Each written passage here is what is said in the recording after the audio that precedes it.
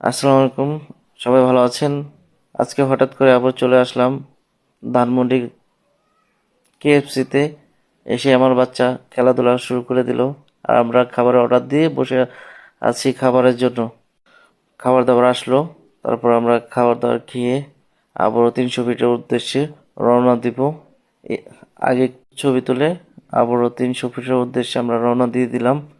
রাস্তাঘাটে আশা করছিলাম অনেক জ্যাম থাকবো, কিন্তু না। ঢাকাটা খুবই সুন্দর, রাস্তাটাও বিশাল। 300 ফিটই প্রথম আসলাম তো, অনেক ভালো লাগতেছে। যাই হোক, আমরা 300 ফিটের উদ্দেশ্যে রওনা দিচ্ছি। খুব আনন্দ করতেছি রাস্তায়। ফ্যামিলি সবাই গাড়ির ভিতরে খুব আনন্দ, এটা ওইটা কত কিছু করতেছে, বাচ্চারা খেলাধুলা করতেছে।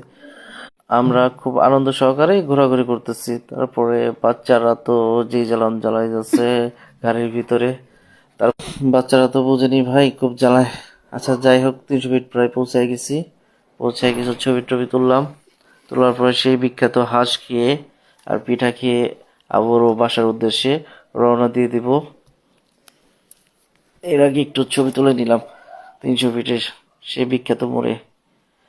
তারপর বাসার উদ্দেশ্যে আবার রওনা দিয়ে দিলাম। যাই হোক, আশা করি সবাই ভালো থাকেন। আমরাও বাসার দিকে যাই, যাই ঘুম।